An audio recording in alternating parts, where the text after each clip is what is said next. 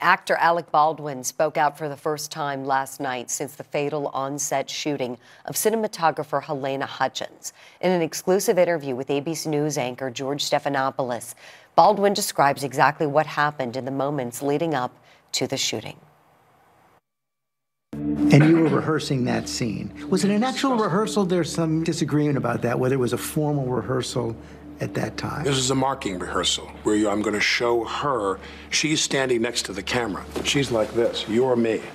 She's got a monitor here. The camera is here filming that way. She takes a monitor that is his monitor, the operator, and turns it toward her. It swivels, and she says to me, hold the gun lower. Go to your right. Okay, right there. All right, do that. Now show it a little bit lower. And she's getting me to position the gun. Everything is in her direction.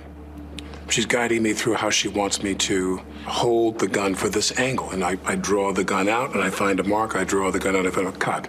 And what's really urgent is the gun wasn't meant to be fired in that angle. So if you're shooting directly into the camera lens, you're not aiming? I'm not shooting into the camera lens. I'm shooting just off. Just off? Right, in her direction. I'm holding the gun where she told me to hold it, which ended up being aimed right below her armpit, was what I was told. I don't know. This was a completely incidental shot, an angle that may not have ended up in the film at all.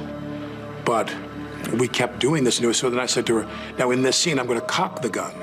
And I said, do you want to see that? And she said, yes. So I take the gun and I start to cock the gun. I'm not going to pull the trigger. I said, do you see that? She goes, well, just cheat it down and tilt it down a little bit like that. And I cock the gun. I go, can you see that? Can you see that? Can you see that? And she says, and then I let go of the hammer of the gun and the gun goes off. I let go of the hammer of the gun and the gun goes off. At the moment? The decisive That was the moment the gun went off, yeah. That was the moment the gun went off. It wasn't in the script for the trigger to be pulled. Well, the trigger wasn't pulled. I didn't pull the trigger. So you never pulled the trigger? No. I would never point a gun at anyone and pull a trigger at them, never. Never. That was the training that I had. You don't point a gun at me and pull the trigger. On day one of my instruction in this business, people said to me, never take a gun and go click, click, click, click, click, because even though it's incremental, you damage the firing pin on the gun if you do that. Don't do that. And Hall's attorney told ABC News that he was watching and agrees that Alec did not pull the trigger and that his finger was outside the trigger guard.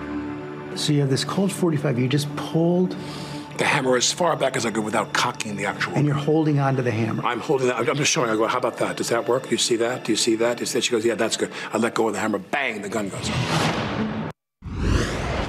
Now, to get a better understanding of how this could have happened, theatrical firearms safety expert Steve Wolf demonstrated with a similar pistol to the one that Baldwin had. Take a look.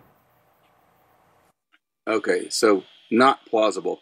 On a single action revolver, when you pull the hammer back, which is an intentional act, click, click, click, click. Now the hammer is set. When you pull the hammer back and let go, as you can see, I'm not holding this, the hammer doesn't go anywhere. When you press the trigger, which is, I'm going to do it with this finger so you can see what a minute act that is. It takes very little to press the trigger there. So option one, he pressed the trigger, but it was such a minor press that he wasn't aware that he had, ordered that signal from his brain. Or option B, he's holding the gun with the trigger depressed. Now, on this gun, it doesn't matter which order you go in. You can either cock the gun and you can fire it with the trigger, or you can press the trigger and then cock the gun. And if you release it at this point, it falls and the gun fires. So if, as he is cross-drawing, his finger is on the trigger, which he may have interpreted as just resting on the trigger, but with a 1 millimeter pull, that would be sufficient. Now he pulls the hammer back and then releases it.